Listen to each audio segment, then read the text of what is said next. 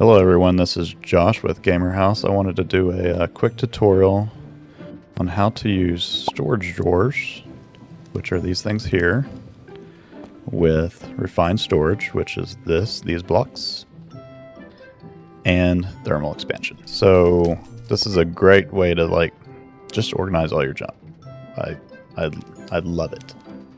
If you're like me and you want everything nice and neat, this is the way to go. The first thing you need is a controller. You'll just stick it there. The controller needs a power source. I have two, and I'll show you why in a minute, but you only need one. The probably easiest, quickest one to make is just the Stirling dynamo. Just burns coal. Just make sure the red is pointed toward the controller, and that should be good. And then you need a grid. I have a crafting grid, but you can start with the basic grid. And it just needs to be attached to this controller. And you can just stack it on there next to it or use a cable. The next thing you need is a disk drive.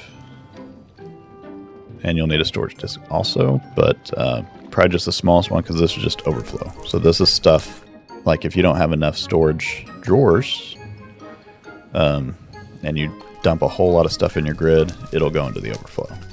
But hopefully you plan ahead and you make a bunch and don't be like me. So you'll lay those out like that, or however you want. Just follow the rules, like make sure the power is connected, make sure these are connected. And then the next thing you need is a wall of drawers, and you can put them however you want. We went with 2x2s because they each hold 512 in each slot. You can upgrade them. This is a storage upgrade 3, which I think there's more, but this multiplies it by 8.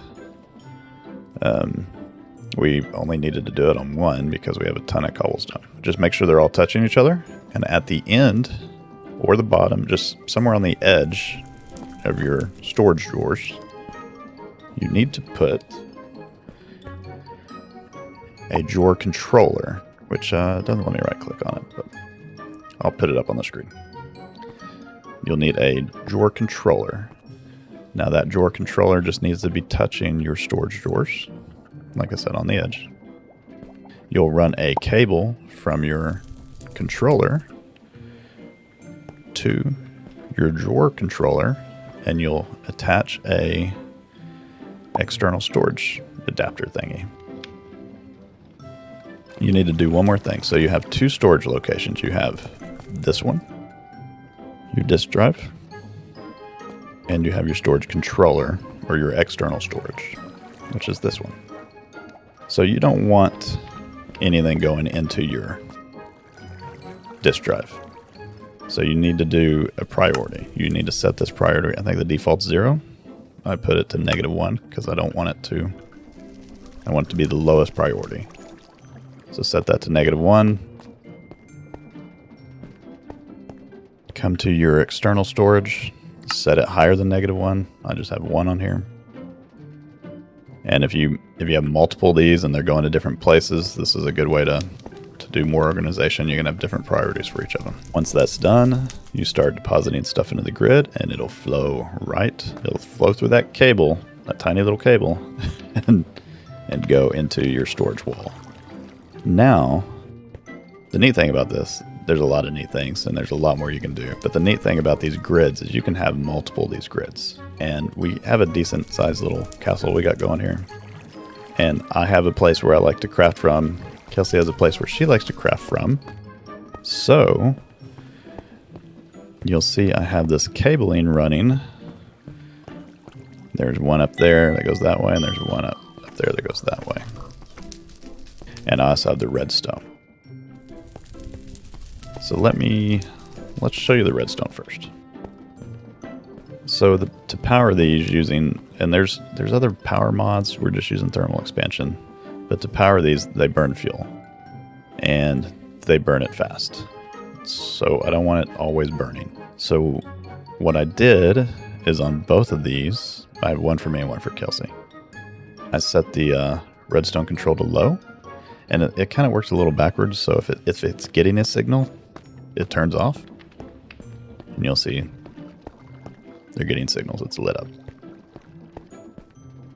So I have at each of our stations, At each of our stations, I have a plate connected to a sticky piston that moves this red block out of the way. So when I step on it, it'll power off that red signal. It'll turn on my dynamo, and then I can access the grid. And you'll see this is everything in our grid, which is connected to the storage doors. And I have a separate one for Kelsey, and hers is up here. And there's probably a way, I haven't put a whole lot of thinking into it, but she has a redstone block underneath here too, just out of the way. So that's why I have two dynamos. And there's probably a way to make them both run off of one power supply and have the switch turn both of them on or off. I just haven't gotten there yet. Somebody a lot smarter than me, post in the comments, tell me how to do that. So anyway, doing it this way, you won't burn through all your fuels super fast. And there are ways to make it more efficient. There's this augmentation. You can add augmentations that make them burn fuel more efficiently. We just haven't got there yet.